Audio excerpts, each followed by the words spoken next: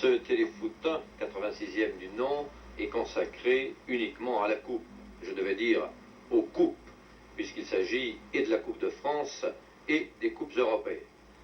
Nous verrons de larges extraits de deux rencontres de Coupe de France. Il s'agit de Paris Saint-Germain-Lens et de Lille-Nantes qui ont eu lieu tout à l'heure. Et auparavant, je voudrais que nous prenions le résultat de l'ensemble des matchs qui ont eu lieu ce soir, tous pour la plupart, à l'exception d'un seul qui aura lieu demain et qui est Alès-Reims. Alors voyons.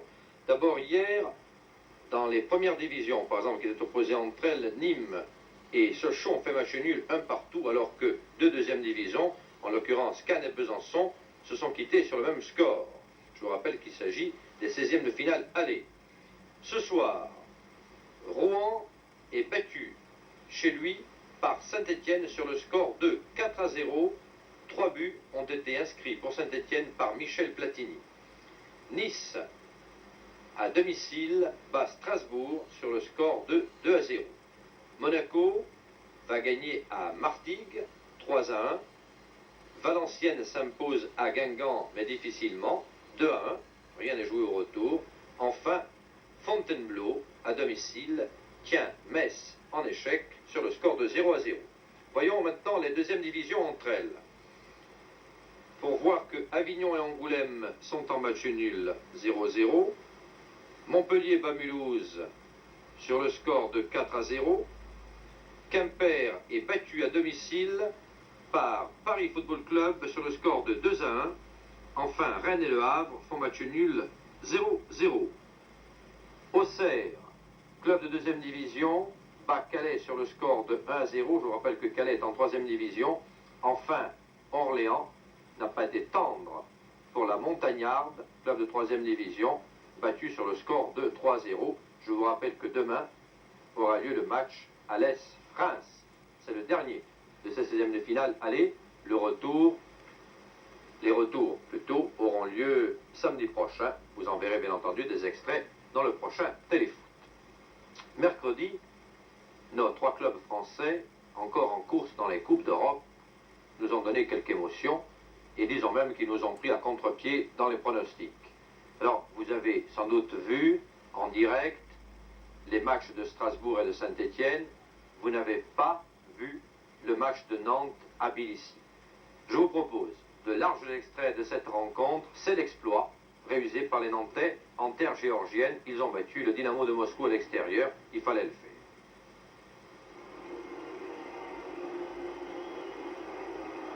C'était à 19h heure locale que les 22 acteurs de cette rencontre font leur apparition sur le terrain de Tbilissi. Les joueurs du Dynamo Moscou en maillot bleu jouent pratiquement sur terrain neutre. N'allez pas en déduire que le baromètre est au beau fixe. Vous avez vu à l'instant le juge de touche.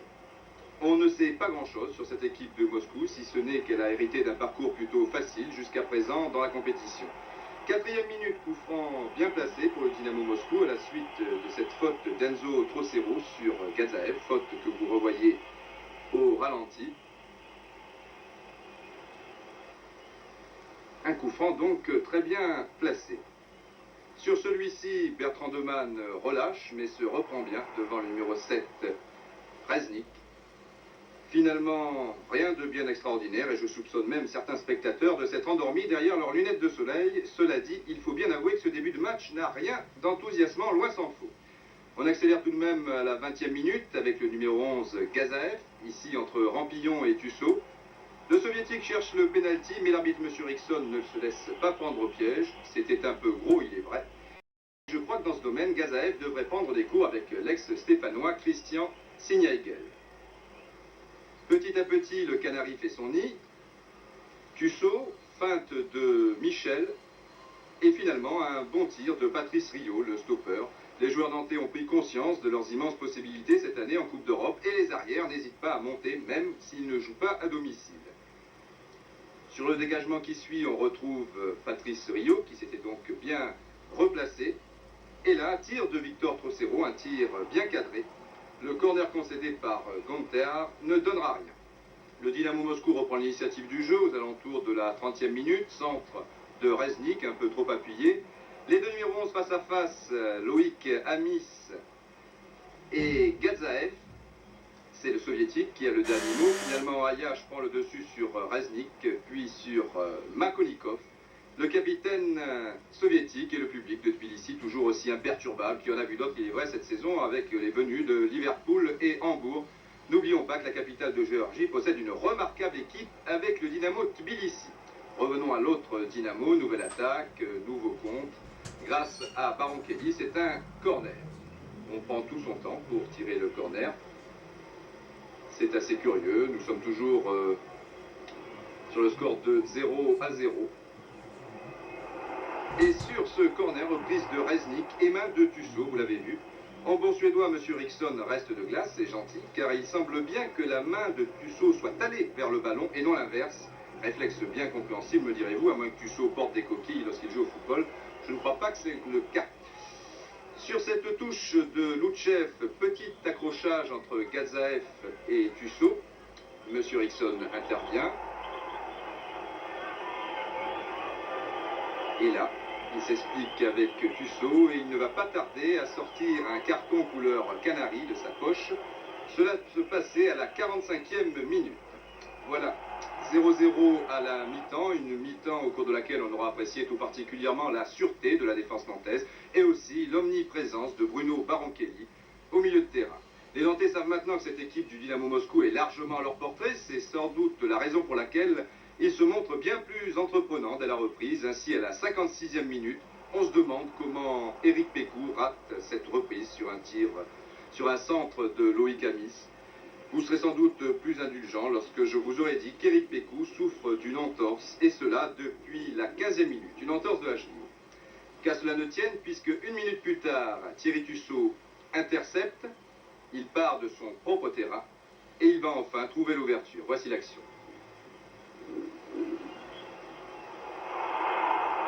1-0 pour Nantes et un coup de chapeau à Thierry Tussaud, qui aura été l'un des joueurs les plus en vue de cette rencontre.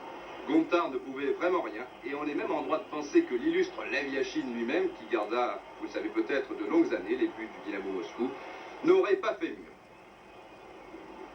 Enfin, on ne le saura jamais, quoi qu'il en soit, Nantes mène 1-0. Après s'être fait le plus souvent contré par Tussaud en première mi-temps, le numéro 11, Gazaev, vient faire un petit tour du côté de William Ayash. Le résultat, nouvel avertissement pour le FC Nantes après Tussaud, c'est Ayash à la 59e minute. 2 minutes plus tard, coup franc tiré par Makonikov, tête de Maximankov. Le petit filet tremble, pas les Nantais, surtout que sur cette reprise, Bertrand Demann semblait bien placé. Les Soviétiques manquent de mordant à l'attaque, et comme le joueur le plus dangereux, à savoir Gazaev, est toujours par terre, on voit mal comment la défense la plus efficace de notre championnat pourrait s'incliner. Les Soviétiques font bien l'impossible, ici un tir de Reznik, mais avouez qu'il en faut tout de même un peu plus pour inquiéter Jean-Paul Bertrand Demann. 70e minute, remise en touche Gazaev, Maximenkov, revoilà le numéro 11 Gazaev qui passe Enzo Trocero, mais Bertrand Demann est très bien sorti. Le grand, comme l'ont surnommé ses coéquipiers, a réalisé un sans faute mercredi dernier à Tbilissi. L'arrière droit, Loutchev s'en mêle. Une balle pour le capitaine Makonikov. Encore Bertrand Demann. Un peu lourd tout de même, c'est soviétique. Il est vrai que depuis plusieurs semaines, le championnat est interrompu en URSS. Ceci explique peut-être cela. En attendant, Nantes, qui mène 1-0 à un quart d'heure de la fin, laisse l'initiative du jeu aux joueurs soviétiques. Ici, Gazaev est contré au dernier moment par Ayash. M. Rickson avait sifflé hors-jeu qui nous semble imaginaire. À la vue de ce ralenti, bien sûr, on ne voit pas Gazaev au départ de l'action, mais tout porte à croire que celui-ci était en position valable, vu la position d'Ayash. Toujours les soviétiques, une erreur du libéro Enzo Trocero. Heureusement, Bertrand Demann a bien anticipé. Il y aura un troisième carton jaune dans cette rencontre. Ce carton est adressé à Henri Michel suite à une faute sur l'inévitable Valérie Gazaev. 83e minute, l'un des jeunes espoirs du club, Michel Bibard, remplace Rio. Nous allons retrouver Bibard. À la suite de cette superbe passe de son capitaine Henri Michel, pas de contrôle, un centre tout de suite à la réception Éric Pécou qui réussit son 7e but en Coupe d'Europe. Faites vos comptes, 2 victoires contre Cliftonville, 2 autres contre Bucarest. Le FC Nantes a donc réussi sa 5e victoire consécutive. Il est loin le temps où LFCN se faisait humilier sur son terrain devant Benfica Les photographes soviétiques placés derrière les buts nantais l'ont appris à leurs dépens. Tant pis pour la Pravda. Les joueurs de Jean Vincent, qui ont incontestablement gagné en confiance et en agressivité, semblent bien dignes des grandes confrontations européennes. Voilà, les 4 buts encaissés par Saint-Étienne, vous les avez vus et revus, ils ont fait couler beaucoup d'encre, beaucoup de salive et malheureusement aussi beaucoup de venin. On a une drôle d'impression après ce match, on dirait que beaucoup de Français se croient obligés, en temps ordinaire, d'admirer Saint-Étienne, mais n'attendent qu'une occasion pour se venger de cette admiration, comme s'ils en étaient vraiment forcés. Alors on entend un peu ici et là que c'est absolument scandaleux, qu'il y a des histoires, mais d'autres grands clubs ont perdu par 4-0. Le Grand Bayern, le Grand Ajax ont connu des moments de déclin et puis ça repart, on ne peut pas rester toujours en haut de l'échelle. C'est après, c'est maintenant qu'on va voir ce que vaut vraiment Saint-Étienne. Après un revers comme ça, est-ce qu'ils vont se reprendre, est-ce qu'ils ne vont pas se reprendre, est-ce qu'ils vont subir le coup? Là, ça devient intéressant et on peut davantage tirer de conclusions, mais qu'au premier accident, on ait déjà un jugement définitif, on dirait déjà que ce jugement est fait d'avance et qu'il n'attend qu'une occasion pour sortir. Ça n'est pas très digne, tout ça en définitive. Que l'on soit pour ou contre Saint-Étienne, peu importe d'ailleurs. Alors, nous allons quand même revoir ces 4 buts. Vous les avez en mémoire, et puis le but stéphanois. Il aurait pu d'ailleurs avoir 4-3, c'est pas pour chercher des excuses, mais c'est vrai qu'il y a eu des occasions à la fin qui ont été bonnes pour les Stéphanois, mais surtout nous allons entendre par la suite Platini et Lopez donner leurs impressions sur ce match bizarre. Voilà, c'était la 14e minute quand Ringels donne à Nielsen qui bat Kurkovic pour la première fois 1-0. On est déjà un peu surpris, mais on n'est pas au bout des surprises. Geoffroy Guichard, c'est pratiquement une pelouse où toutes les équipes trépassent en Coupe d'Europe. Il y avait 11 ans que Saint-Étienne était invaincu. Il faut bien que ça arrive un jour. 18e minute, on n'a pas encore repris son souffle côté stéphanois, que Nickel de la tête sur centre du même Ringels bat une nouvelle fois Kurkovic. Cette fois-ci, ça prend une allure beaucoup plus grave. On se dit que 2-0, même Geoffroy Guichard, il sera difficile de les remonter, mais on n'est pas au bout de ces surprises. Quand Nielsen à la 22e, vraiment tout seul, brûle la politesse à toute la défense stéphanoise et s'en va marquer, comme à la parade, permettez-moi le cliché. 38e minute, oh, tout va très vite, Lienen tout seul. Ils ont pris confiance, les Allemands, et ils ont raison. Rien ne les arrête, tout réussit. 4-0, cette fois-ci, ça va vraiment très mal pour Saint-Étienne. Ça sera d'ailleurs le score à la mi-temps. Et l'on voudrait bien savoir ce qu'il a pu se dire dans les vestiaires de Saint-Étienne pendant ce quart d'heure de repos. Deuxième mi-temps, un penalty, c'est Michel Platini qui s'en charge. Le score va revenir à 4-1, plus personne n'y croit plus. Et pourtant, il y aura malgré tout des occasions pour Saint-Étienne qui auraient pu réduire le score, sans pour autant obtenir l'égalisation. Il y aura en particulier cette action que vous allez voir après le ralenti de ce pénalty réussi par Michel Platini. Une action, rappelez-vous, entre Lopez et Michel Platini lui-même, qui va lui redonner un ballon, et Lopez qui va tirer un tir qui frôle le poteau, alors que l'immense Knaïf avait bien plongé. Ça aurait pu faire 4-2, mais rien ne sert d'y revenir et d'aviver les regrets. Le score est de 4-1. C'est une réalité, et ce sont des réalités qui existent dans le football. Heureusement d'ailleurs, sinon il n'y aurait plus de surprise. Une autre occasion d'ailleurs en fin de partie sera l'œuvre de Jacques Zimaco qui s'en va après une 1-2 et qui se heurte, lui, au poteau. Michel, ce score un petit peu dur tout de même. Beaucoup dur même, je crois. On a pris un coup de masse sur la tête en première mi-temps. Je pense que c'est la première fois que je nous arrive une chose pareille. Et puis ça a été très dur de revenir. Je crois que c'était très dur de relever la tête. Et les Allemands ont marqué 4 buts en une demi-heure. Je crois que ça nous a fait du mal. Je crois que le score est un petit peu sévère pour nous. Nous avons encaissé 4 buts sur 4 contre dans les 20 premières minutes. Et ce sont ces 20 premières minutes qui nous ont été fatales. C'est ce premier but qui vous a démoralisé? Oui, le premier but, vous savez, bon, je tire un coup franc qui passe tout près du poteau. Eux marquent sous la barre. Je crois qu'ils ont bénéficié d'un peu de chance, mais nous, contre Eindhoven, on avait pas mal eu de chance. Je crois que c'est le football qui veut ça. Voilà, à 4-0 à la mi-temps, on a tout mis en œuvre pour essayer de remonter au score. Et on aurait pu réussir si on avait justement concrétisé les occasions qu'on a eues. Non, je pense pas que ce soit le premier but parce que bon, quand on encaisse un but comme ça, il faut essayer de se ressaisir tout de suite et essayer d'en marquer un. Et bon, c'est ce que nous avons essayé de faire. Nous sommes fait piéger sur 3 autres contres. On peut parler du match retour? Ben oui, je pense qu'on n'a rien à perdre. De toute façon, on ira là-bas en essayant de gagner, peut-être de se qualifier. Il faut y croire, avec Saint-Étienne, tout est possible. Mais il faut essayer d'aller là-bas pour essayer de faire bonne figure. Hein. Nous n'avons plus rien à perdre et on verra ce qui se passera. Et bien voilà, nous verrons bien, parce qu'en réalité c'est ça aussi le football, il ne faut rien dramatiser, ça n'est quand même pas terrible. Strasbourg, vous l'avez sans doute vu, Strasbourg a frôlé l'exploit. On avait peur pour Strasbourg, c'est vrai. Dans la coupe la plus importante, il faut toujours le rappeler, celle des clubs champions, Strasbourg, qui en championnat marquait le pas, recevait l'Ajax d'Amsterdam, avec d'abord son passé glorieux bien entendu, mais surtout même son présent, puisque l'Ajax d'Amsterdam domine actuellement et de loin le championnat des Pays-Bas.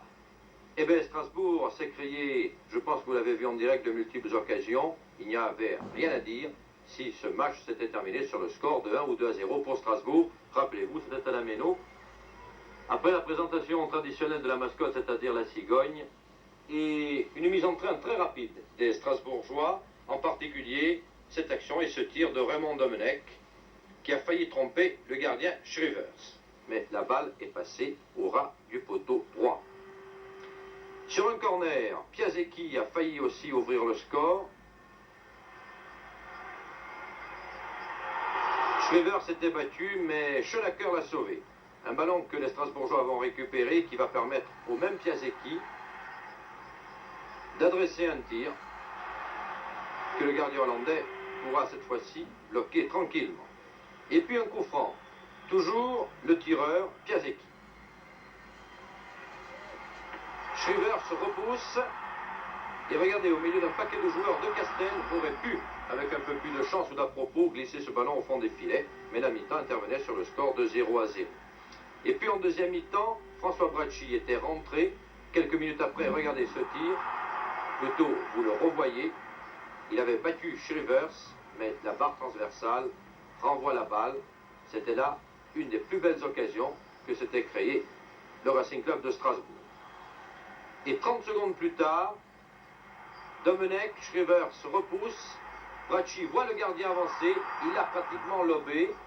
On se demande comment cette balle a pu tourner. Et on en a une idée plus exacte, avec les vues de la caméra placées derrière les buts. Effectivement, c'est une balle qui prend de l'effet en fin de course et qui évite la cage du gardien hollandais. Et comme c'est souvent le cas, c'est l'Ajax qui a failli marquer en fin de partie sur cette action. La ligne était rentrée en deuxième mi-temps, il en a fait voir de toutes les couleurs aux défenseurs strasbourgeois. Il parvient ici à centrer. On repousse tant bien que mal ce ballon. Et puis un tir, il faut un Dropsy en super forme. Janssen avait tiré. Dropsy repousse. Et Lerby met à côté.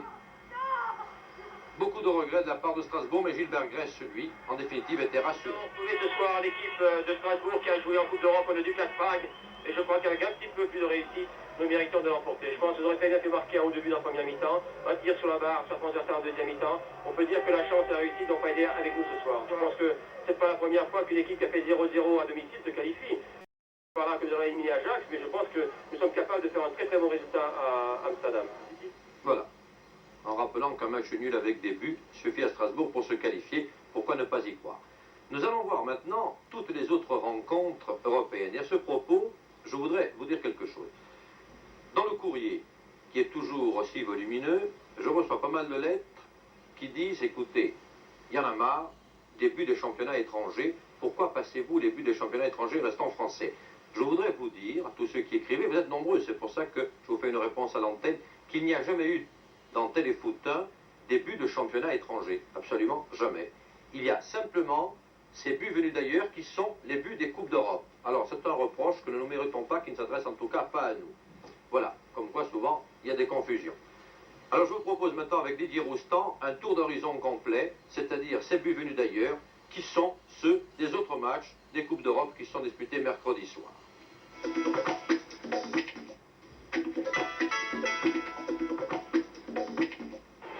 La grande surprise de ces quarts de finale de Coupe des clubs champions nous vient du City Ground, où Nottingham Forest recevait le Dynamo Berlin.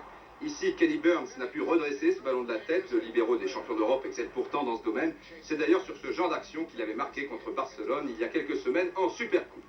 63e minute, le capitaine est-allemand Terleski vient de donner le ballon à Rediger, qui malgré le défenseur Lloyd, inscrit l'unique but de la rencontre.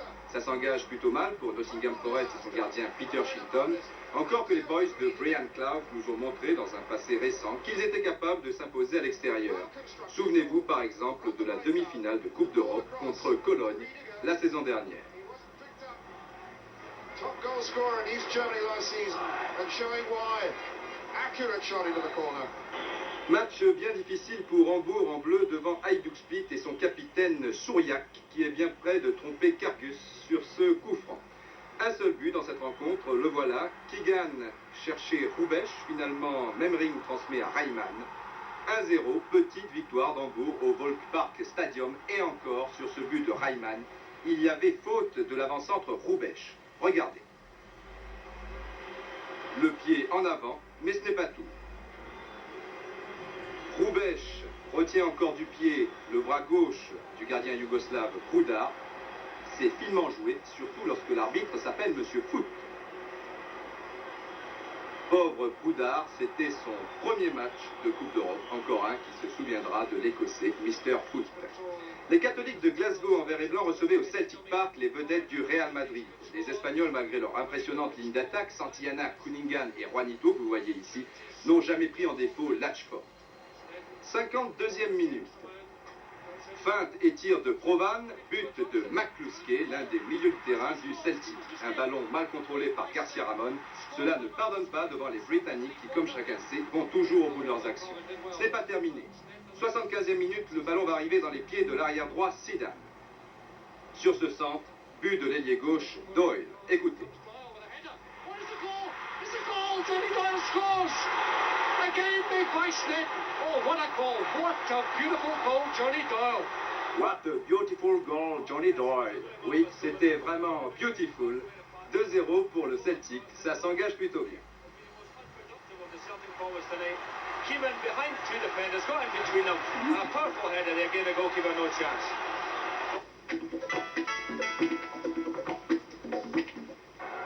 Arsenal Göteborg, un club suédois à ce stade de la compétition, c'est surprenant, mais lorsque ce club ouvre la marque sur un stade anglais, cela tient du miracle. Le Suédois qui a trompé Pat Jennings s'appelle Nilsson. La réaction des Rouges et Blancs ne se fera pas entendre, rassurez-vous, puisque une minute plus tard, nous allons voir l'Irlandais Brady. Brady pour Sunderland, un but partout. Alan Sunderland, c'est ce petit rouquin qui avait marqué le but de la victoire contre Manchester United en finale de la Coupe d'Angleterre, la FA Cup. Ce n'est pas terminé, centre de Brady, un retourné et un deuxième but signé David Price. 2-1, ce ne sera pas le score à la mi-temps, car sur ce corner repris à tête par le libéro Young, Alan Sunderland marque son deuxième but, le troisième pour son équipe. 57e minute, une balle pour l'Irlandais Liam Brady, 4-1 pour Arsenal. 64e minute, enfin, tête du libéro William Young, l'arbitre accorde le but, 5-1.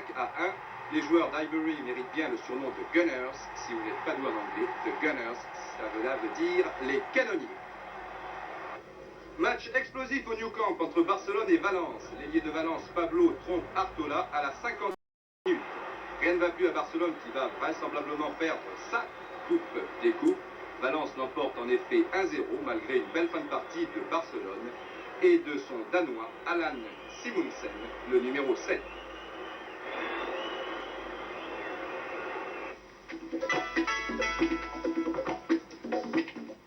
La Coupe de l'UEFA 1980, c'est une affaire de famille. Tous les clubs allemands ont en effet pris une sérieuse option sur la qualification.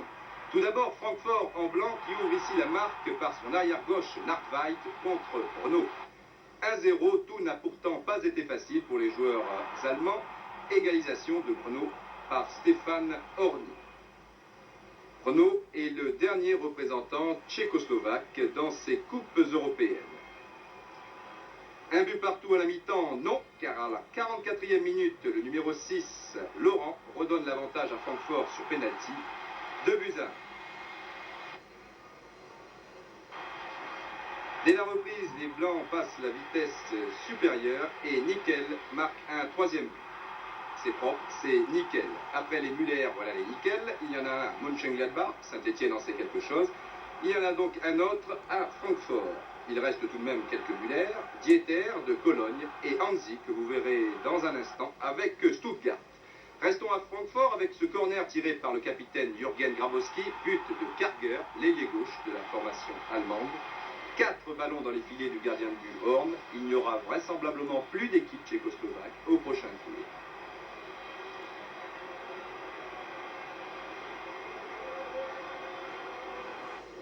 Stuttgart en blanc jouait à domicile devant le Lokomotiv Sofia et son capitaine, le numéro 10, Mikhailov.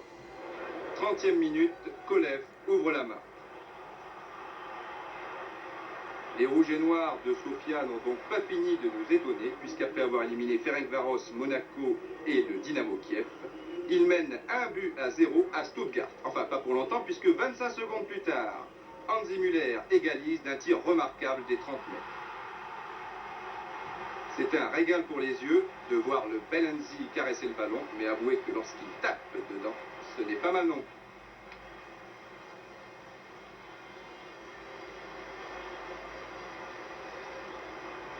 Où il y avait même peut-être 35 mètres.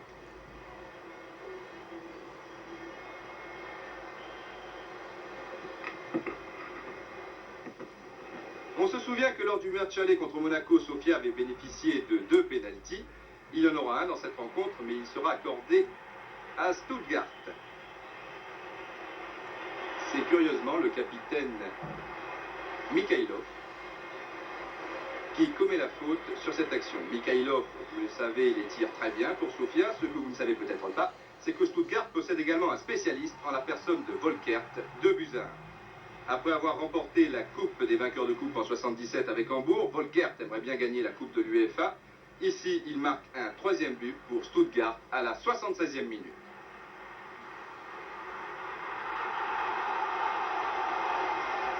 Deux buts d'avance, ce ne sera sans doute pas de trop avant le match retour. Un grand merci au vétéran Volkert qui quittera ces prochaines semaines Stuttgart pour le championnat US, pour le soccer.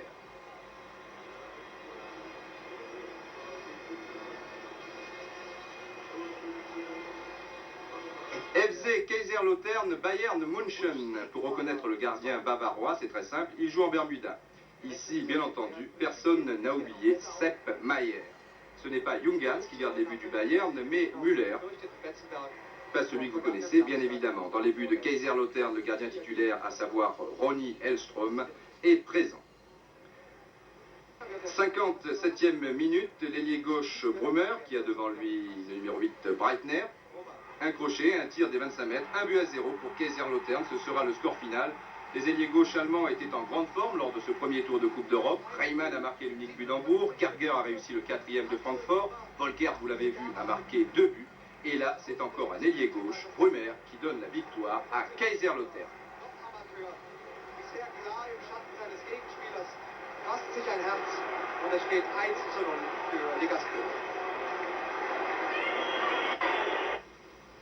Enfin, Alain Jouin est revenu de Lake Placid, sans médaille, mais rassurez-vous, avec beaucoup d'idées, ce qui nous permet de pouvoir faire le tour de l'actualité du football grâce à la rubrique traditionnelle, les échos de Téléfoot, avec Alain Jouin.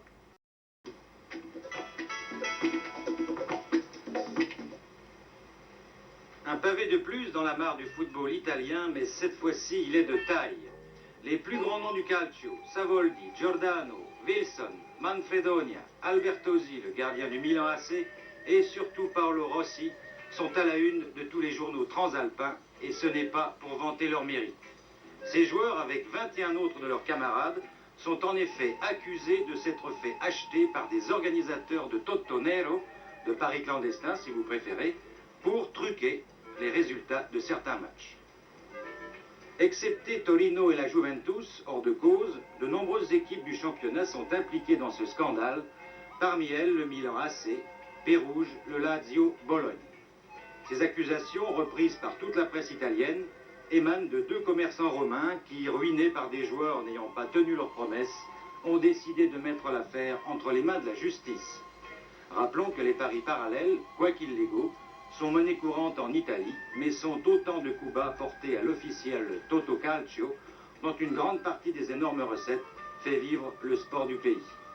Alors, escroquerie de grande envergure ou basse calomnie, il appartient aux tribunaux, qui n'auront pas la tâche facile, d'évaluer le bien fondé de ces accusations. De leur côté, certains joueurs mis en cause ont réagi. Ricky Albertosi a décidé de porter plainte pour diffamation. Paolo Rossi, lui, a déclaré « Non so niente di niente, je ne suis au courant de rien, mi sento tranquillo, j'ai la conscience tranquille ».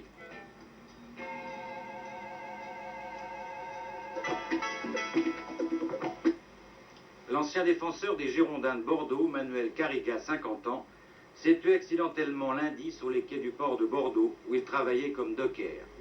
Manuel Carriga, que l'on voit ici en bleu avec le numéro 12 au cours d'un match amical, avait joué en équipe de France contre la Belgique en 1950 aux côtés de Roger Lamy et Roger March. Il porta le maillot des Girondins de 46 à 56 et fit partie de l'équipe bordelaise championne de France lors de la saison 49-50.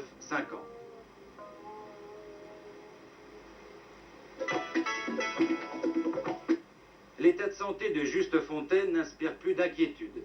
Victime il y a une quinzaine de jours d'un accident de la route au Maroc, où il entraînait l'équipe nationale, Justo avait contracté une septicémie aiguë à la suite de ses blessures.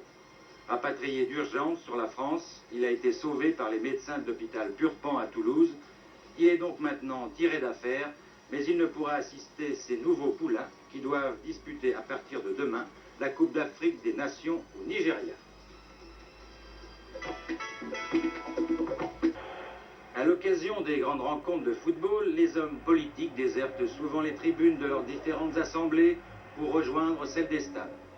Georges Marchais et François Mitterrand, mercredi dernier, n'ont pas dérogé à la règle en venant prendre leur bain de foule au milieu des masses populaires de Geoffroy Guichard. Nos deux principaux leaders de l'opposition, qui pour un soir avaient un programme commun, se sont retrouvés sous les mêmes gradins du stade stéphanois pour suivre le choc des Verts contre Mönchengladbach. Je n'ai pu résister au plaisir de vous faire entendre de nouveau leurs propos, recueillis par Christian Van Rijswijk à l'issue de la rencontre.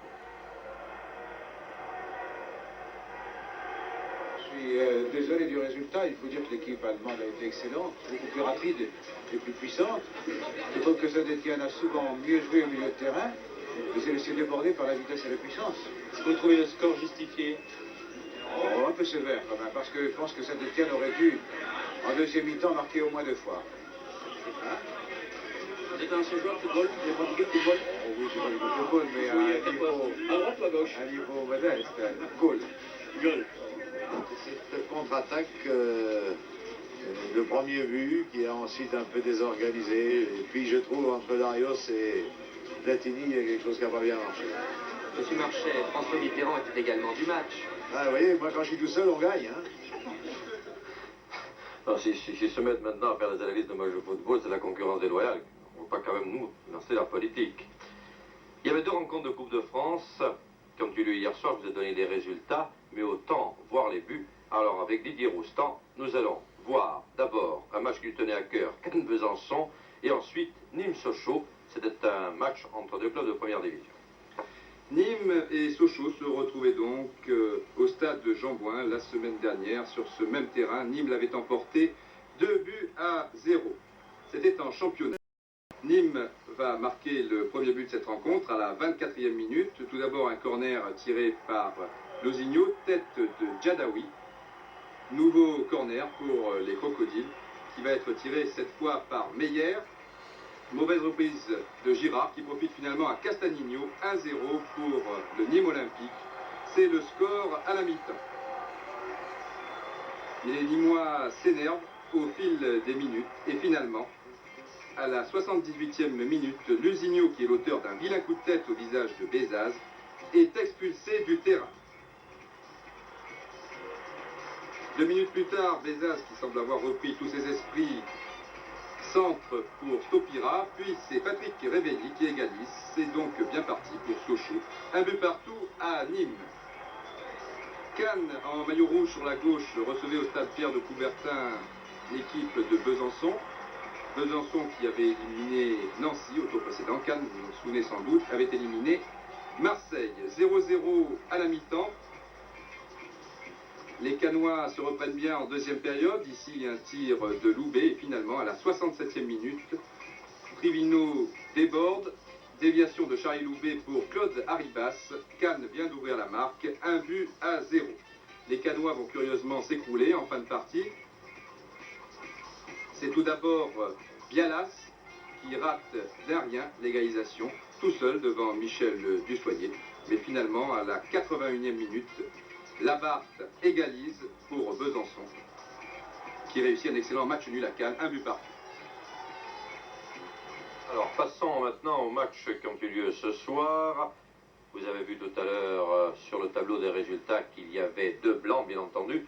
Selon notre habitude, c'est que nous ne donnons pas le résultat des matchs que nous allons diffuser dans cette émission. Cela paraît évident.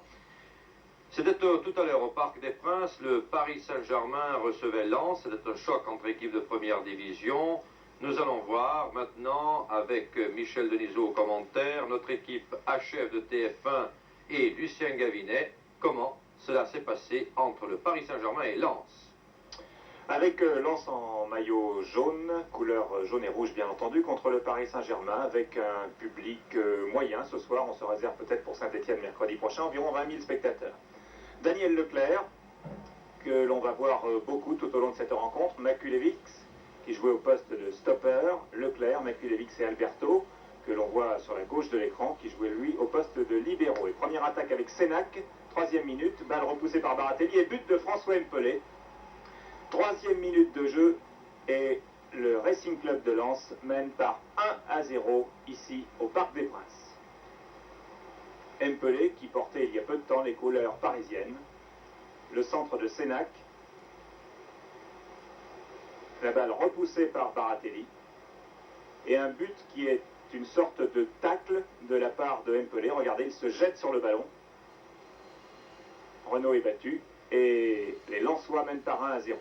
Dominique Battenet, capitaine de Paris Saint-Germain, qui passe un adversaire. 2 adversaires, le capitaine Joly, et se heurte au 3e, qui n'est autre que Makulevix, qui relance le jeu pour les Lensois avec Joly. Le numéro 10, c'est Sab. Les Lensois très regroupés en défense, mais très rapides sur les contres, avec en particulier Lacombe qui est là-bas sur l'aile gauche, mais la balle va cette fois à droite avec Erlaché qui était l'autre avant de pointe ce soir.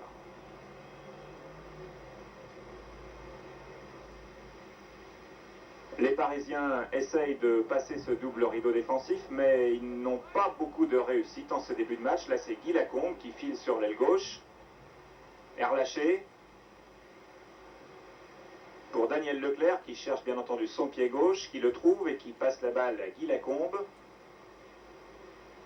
Lacombe aux prises avec Coll, centre de Lacombe et bel arrêt de Baratelli.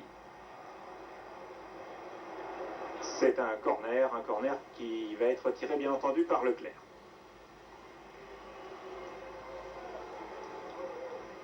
La défense parisienne renvoie comme elle peut. Makulevix, Leclerc. Les Lensois dominent. Contrôle de la poitrine de Guy Lacombe, qui était un peu seul sur cette action. Et Sab finalement récupère et c'est encore un bel arrêt de Dominique Baratelli. Les Lensois dominent dans cette début de rencontre. Dans ce début de rencontre, et les Parisiens sont un peu perdus. C'est un peu Paris-pagaille malgré les efforts de Battenet. Très combatif. Voilà un exemple de ce qui s'est passé. Le Mou a perdu la balle, c'est Daniel Leclerc encore qui est là. Très libre dans ses mouvements.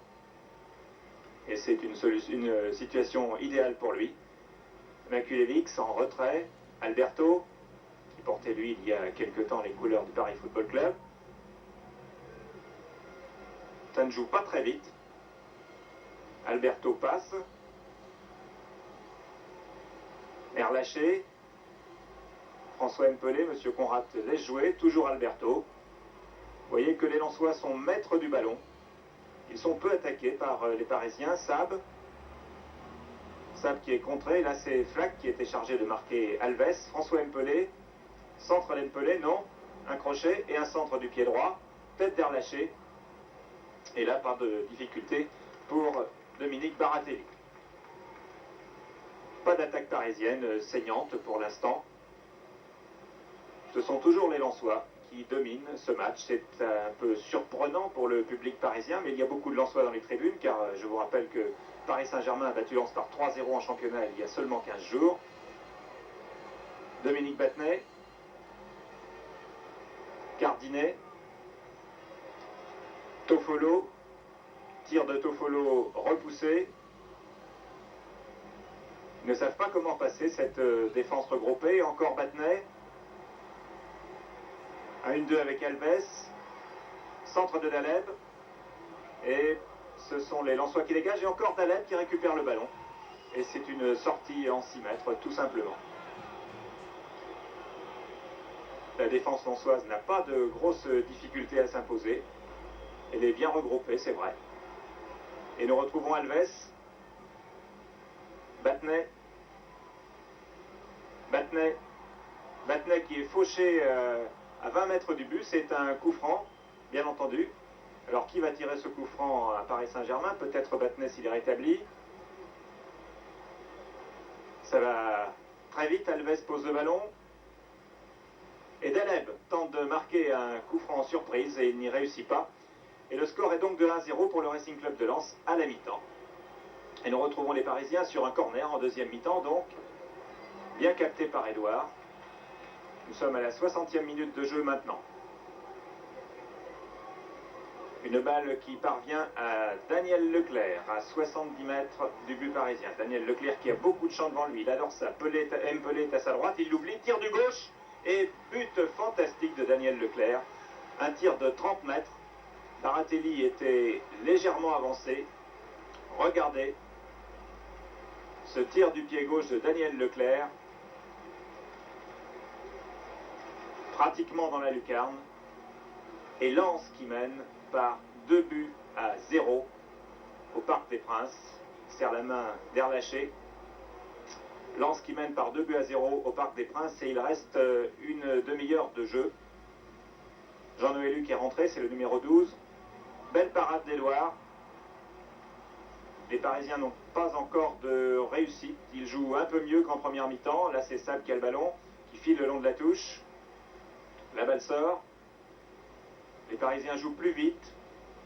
Mais, ils ne parviennent pas encore à franchir cette défense. Alves, marqué de très près par Flack. C'était une des consignes majeures de Sovinski. Le mou. Daleb. Contré. Daleb passe quand même. Battenet. Non, balle perdue. Dégagé par Joly pour Mpelé. Mpelé qui file. Face à Toffolo, il passe. Tranquillement. Daniel Leclerc là qui rate un contrôle.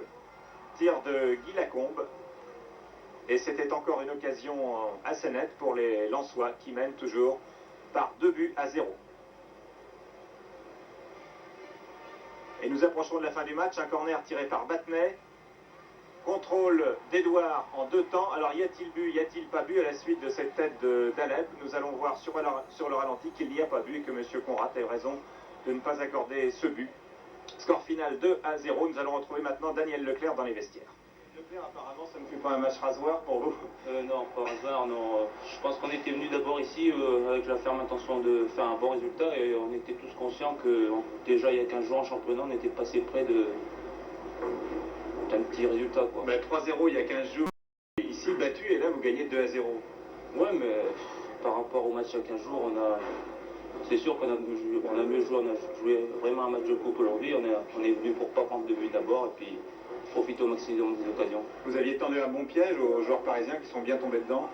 On a tendu un piège, je pense que le meilleur piège qu'on leur a tendu, c'est de bien jouer tout le monde. Mais avec un double rideau défensif dans lequel ils se sont empalés la plupart du temps? C'est sûr, on a joué plus défensivement, on était à 4 milieux de terrain et chacun notre tour, on plongeait dans les espaces en essayant de porter le ballon le plus loin possible. Pour le match retour, c'est pratiquement dans la poche? Non, il y a un grand pas de fait, mais c'est pas... J'espère. Moi, j'espère aller au bout. J'ai gardé la moustache pour ça, mais il y a un pas de fait. Il reste encore un petit pas. Merci. Une image insolite des vestiaires lensois où l'on a le triomphe modeste. Le match retour, c'est pour samedi prochain, bien entendu, à Lens, avec un public lensois très chaleureux. Vous le connaissez, il y aura sûrement 30 000 spectateurs pour le match retour. Et puis tous les joueurs qui repensaient certainement, comme le jeune Sénac, à ce deuxième but de Leclerc qui aura été le plus beau moment de cette soirée au Parc des Princes. C'est pourquoi nous allons terminer ce reportage en revoyant ce deuxième but lensois réussi par Leclerc, ce tir de 30 mètres. Et je vous laisse apprécier le ralenti.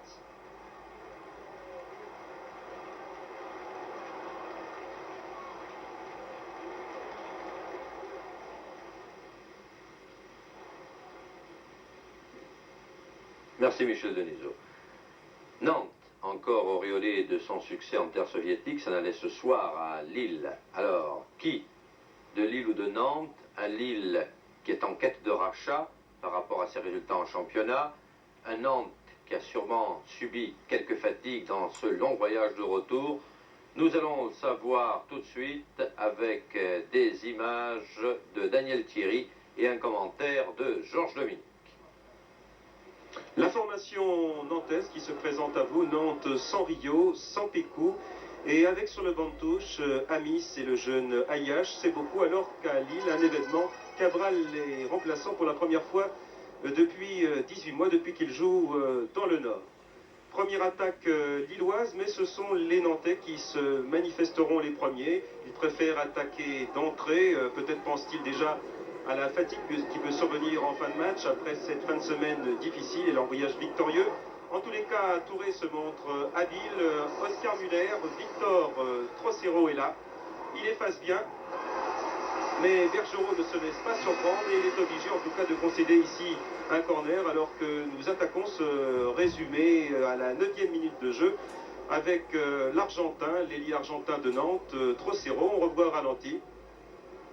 Toujours aussi habile dans ses crochets. Il efface ici son arrière Marsilia. Bergerot est bien placé, corner qui ne donnera rien et quelques secondes plus tard, c'est un coup franc. Toujours en faveur des Canaries, des jaunes nantais. On s'est précipité de la tête, Enzo Trocero était monté, le ballon peut être dégagé par Driossi, par Simon, mais repris par Touré. Aux prises avec Delémer, qui précisément n'a pas joué depuis quelques mois. Il remplaçait Cabral, qui lui était précisément remplaçant. Une longue balle de Trocero, tête de Muller, et là encore, pas trop d'inquiétude pour le grand Philippe Bergerot. Lille qui avait quelques difficultés à s'organiser.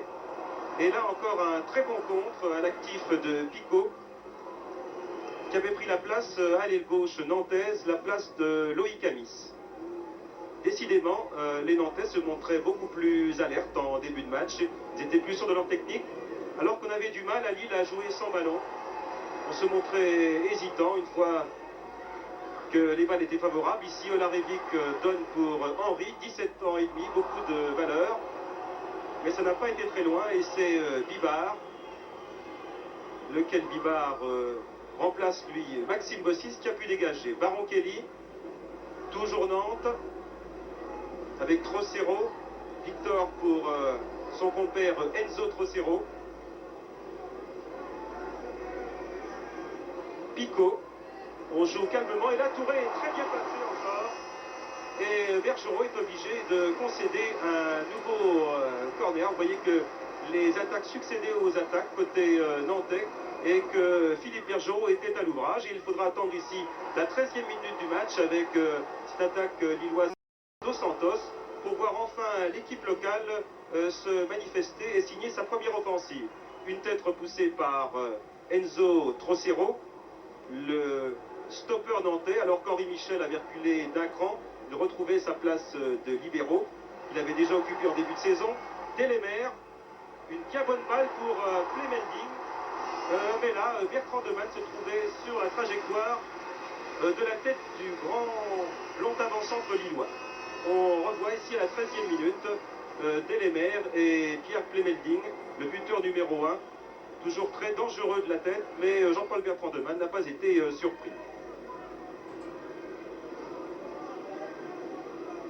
Les deux gardiens habillés de gris, aussi grands l'un que l'autre, Philippe Bergerot, 1m86, Jean-Paul Bertrand de Man, pratiquement la même hauteur.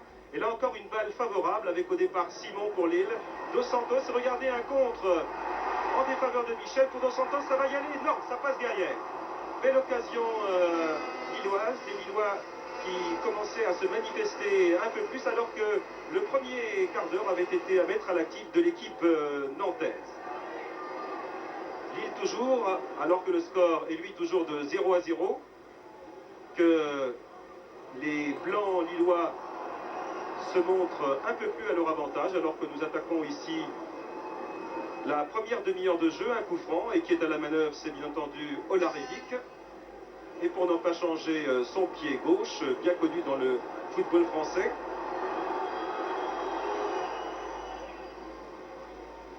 Patrick Zagar, qui a manqué complètement son centre. Mais ce n'est pas tout à fait terminé pour cette équipe lilloise qui, dans les secondes qui vont venir, va encore se montrer extrêmement dangereuse, alors que l'équipe nantaise commence à souffler et n'est plus aussi maître de son football qu'en début de partie. Elle est attaquée ici par Simon, Marsilia, et là Olarevic était bien placé et la défense nantaise a encore eu très chaud sur cette offensive lilloise. Olarevic est de tous les côtés. Il n'a pas son pareil pour les coups francs, pour les corners.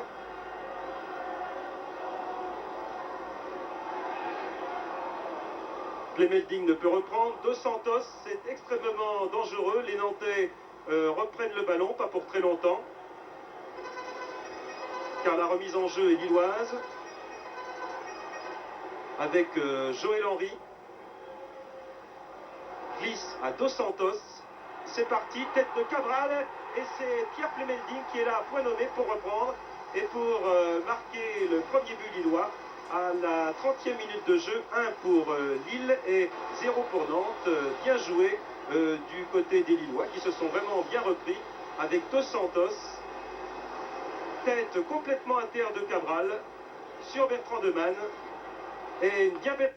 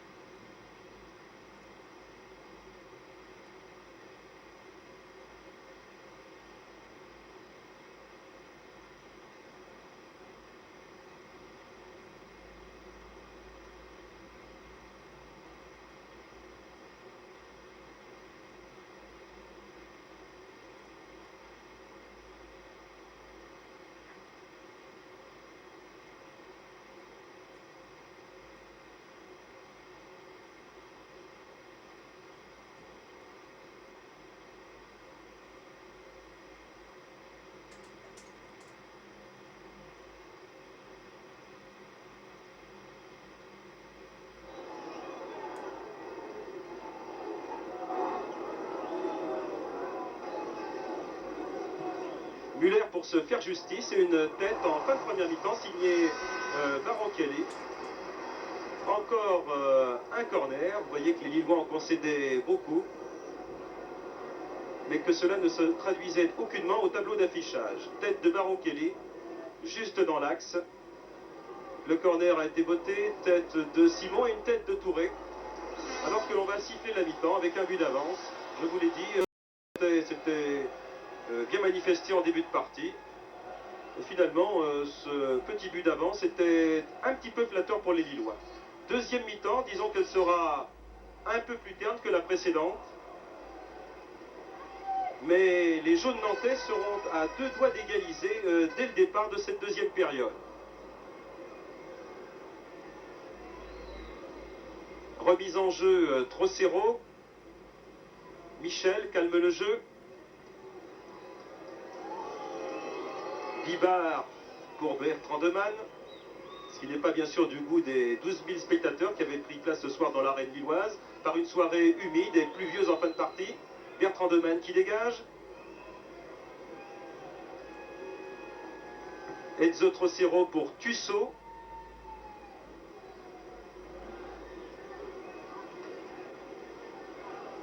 Enzo Trocero encore.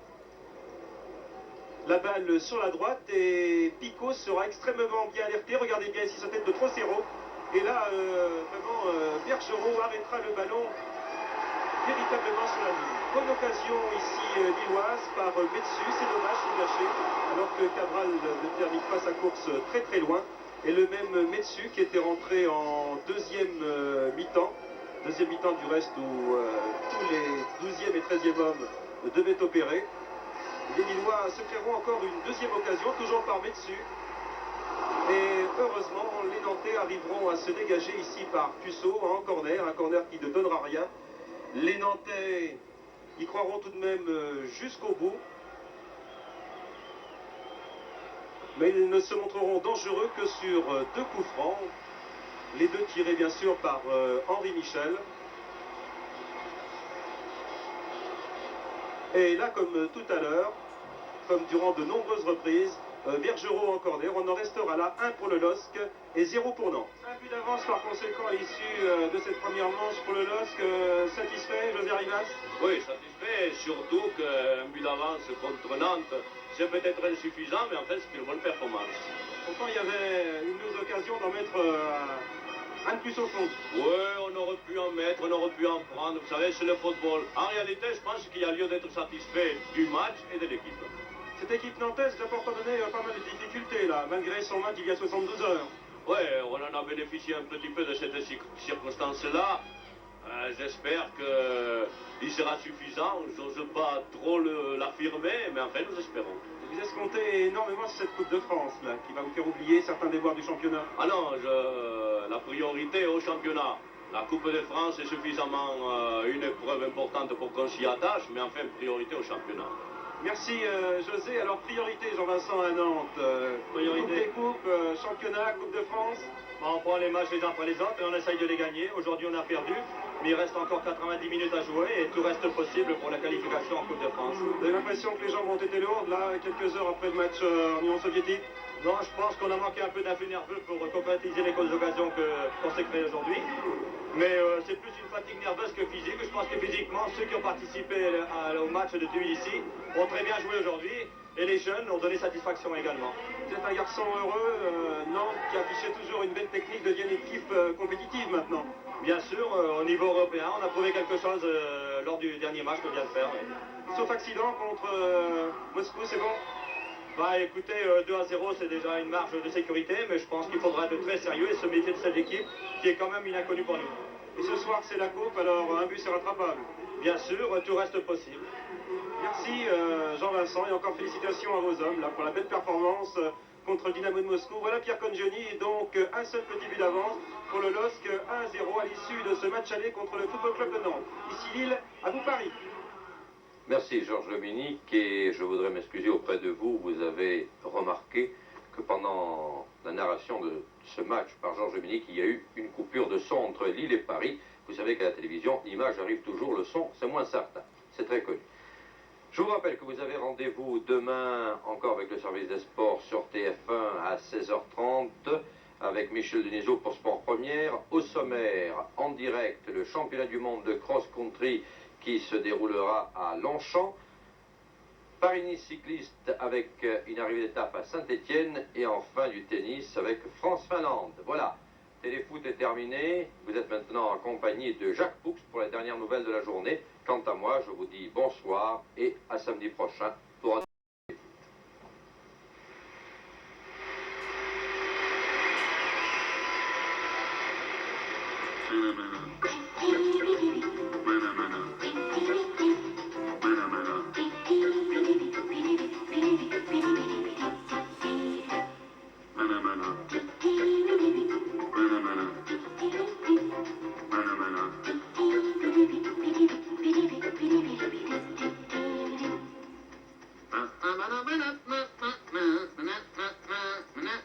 Mana